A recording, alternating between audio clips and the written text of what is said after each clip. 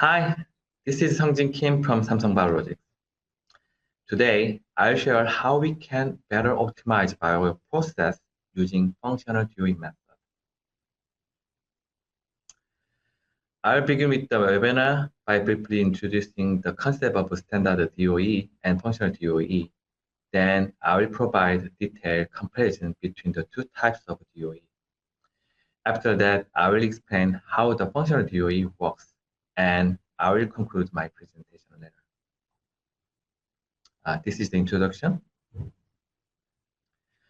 The design of experiment, DOE technique, is widely used across the manufacturing industry as an effective approach to optimizing the process conditions, ensuring constant product quality, and maximizing the production yield.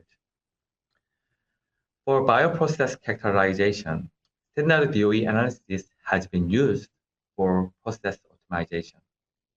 However, standard DOE analysis predicts only one single value, making it challenging to capture time-based sequential responses. As a result, metrics like peak VCD or accumulated integral VCD has been used for prediction. In contrast, functional DOE analysis can predict responses over time with existing DOE experimental results without no additional test actually. And moreover, because it can model any curve shape in the dataset, it enables us to observe the interactions among various parameters throughout the cell culture duration. So this provides valuable bioprocess insights that extend beyond the standard DOE prediction. So let's dive into the details of functional DOE by comparing it with standard DOE. Yeah, first, let's look at the structure of the DOE data table. In this standard DOE, each experiment is representing by one row containing its factors and response values. Here, the response value is a single key measurement, such as a key VCD or final titer during the cell culture duration. In contrast, the functional DOE data table records all daily response values, such as VCD and titer, that are influenced by the input process values or set point. Additionally, the data table includes all daily monitoring parameter values, such as glucose, lactate, and other metabolites. Ever wonder why we add the monitoring parameter to this table?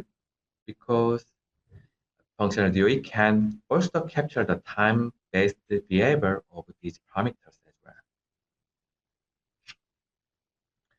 Let's look at the prediction profiler. The standard DOE, only one response value is predicted as shown here, such as final integral VCD or final titer.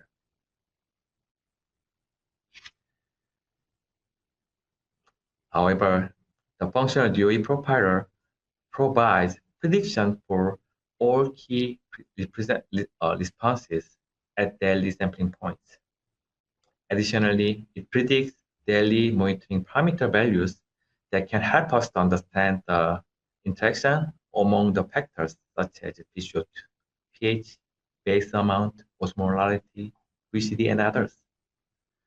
For example, a higher initial VCD may lead to an early increase in PCO2 level. The elevated PCO2 level can lower pH, which may require additional base addition. This in turn increases the osmolarity and induces metabolic shift that could ultimately have a negative impact on VCD and other responses. Now, functional DOE allow us to observe these interactions directly through the profiler. it provides the insight into which action to take at specific time point that can help us to maximize titer and improve product quality. For example, to prevent an increasing in PCO2 level at specific time point, we could increase the aerospace flow rate at that time moment, which could ultimately improve our titer and product quality.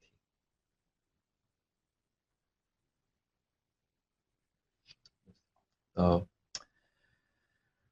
so how does it functional DOE works?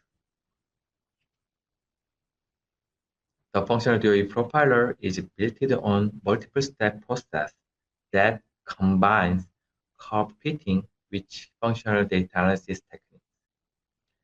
Here is a high-level overview of how the functional DOE predicts the time-based response. As shown in the figure on the right side, it displays VCD trend for 515 DOE runs. And the time-based trend can be fitted using smooth modeling, such as B-spline or wavelet method. And this example, the VCD trends were modeled using the spline smooth line method using the 4 time points, as known as NOT. And here's the other parameter. Maybe you can consider as a PCO2 level or the lactate accumulation. In each VCD curve fit chart, the red spline closely matched with the actual data point, which is colored in black.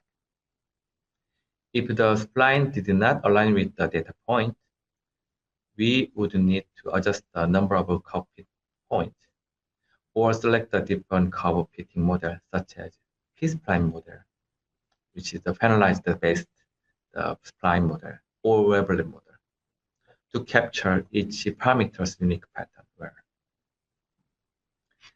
And here, as you can see, the red spline line is well fitted with the black actual data points. And this is also represented well as well. The spline curves are rotated and decomposed in average curve and shape functions using functional principal components method, which is called FPC. In the VCD spline example, the 4 nodes spline curve were decomposed into 3 functional principal components. If we check the functional principal component profiler, the first FPC captures the highest characteristic of the VCD curve.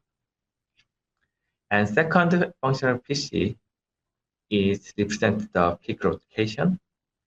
And third one is reflect the rate of decrease at the end of the VCD curve.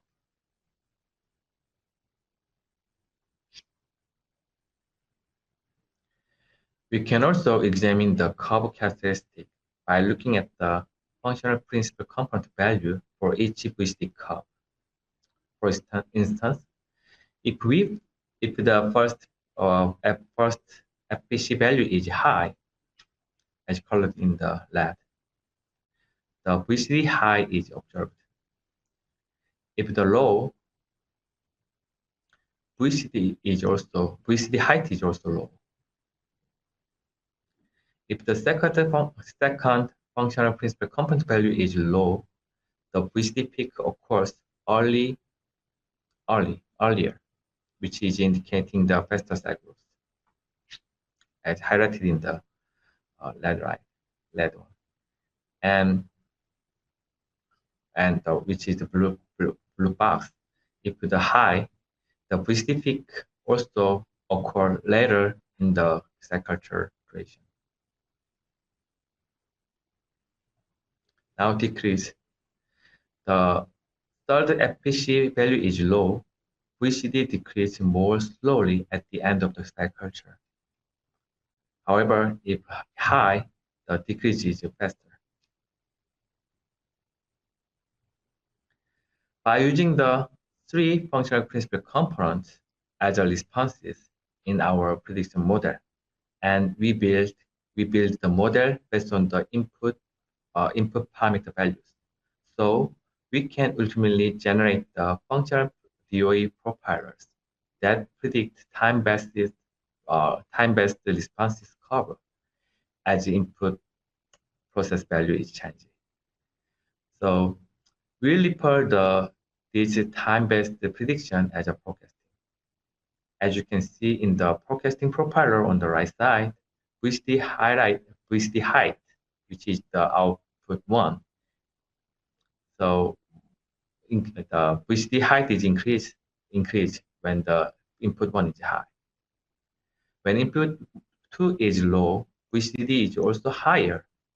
When the input three is increased, the area under which the curve are more wider. So at the same time, we can observe the output 2 through the output 5, which show how the other monitoring parameter curve changes with the input process values. As mentioned earlier, the prediction profiler built with a standard DOE would show only a single point values. So such as the accumulated integral VCD. However, as you can see here, the functional DOE's forecasting profiler allow us to observe not only VCD curve over the time, but also the behavior of other metabolites, such as the gas, glucose, lactate, PCO2 at the same time point. So this helps us to understand how parameters interact over time and guide us which action might be more effective beyond the experimental result. So we can see how we can increase publicity more there.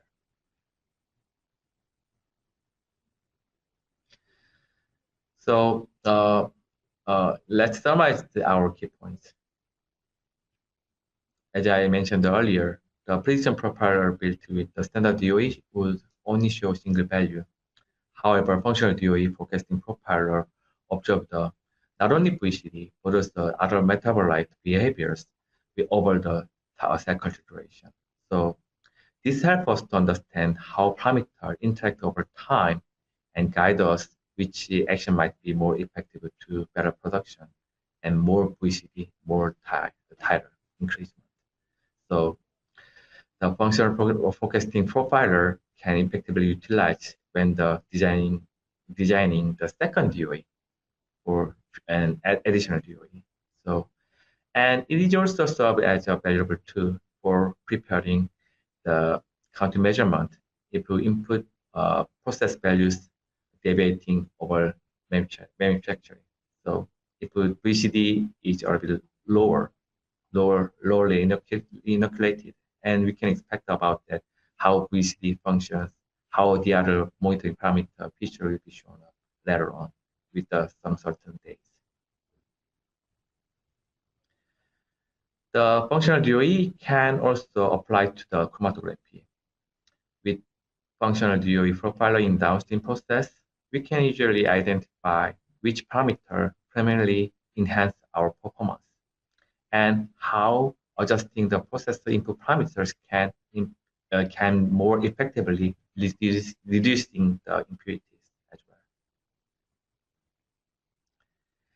So here's just some lesson learned.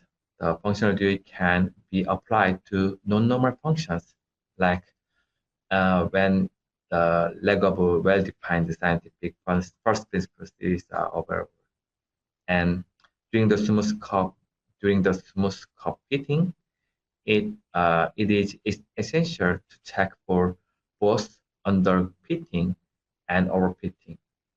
You can see here the plot right side that this is kind of underfitting. Not the lather spline line is not well fit with the actual black data point. However, here is more the overfitting. The lather spline line is not matched well as well here. However, later on, by utilizing the selecting the appropriate method, and then the less spline line is well matched with the actual black data point. So as I mentioned that earlier, the two proper assess evaluation for interaction later on. So this kind of feature engineering is required. So thank you for the listening. Now I will take some questions. All right. Thank you, Sungjin. So much great presentation for our audience. If you have a question for Sungjin and haven't submitted it yet, you can do that in the window right underneath my video. And before we get to your questions, I do have a few for you. On the right of your screen under Sungjin's bio, there are 5 survey questions. We'd really appreciate if you'd take a moment to answer them. Your answers will help us understand your needs and interests and give us direction for future presentations. We also have some resources available for you below. Click on the links to open them in another window. And now on to a few questions. You shared an example with a fed batch cell culture process.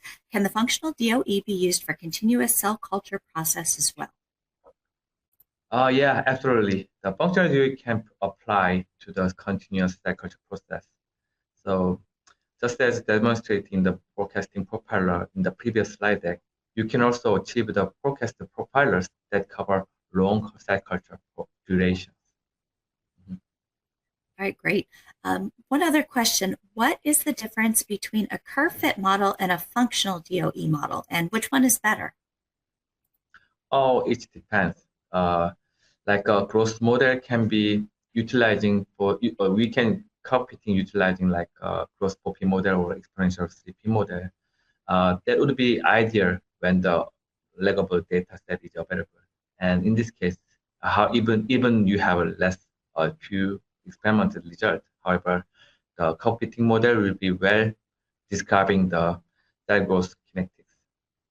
However, if you want to capture as I mentioned earlier, if you want to capture the interaction between among the variables, so you might want to see how VCD impact on which parameter it can impact on our VCD trend during the cell culture duration, such as a glucose level, lactate, or PCO2 level. It is a challenge to capture using the cockpit model only.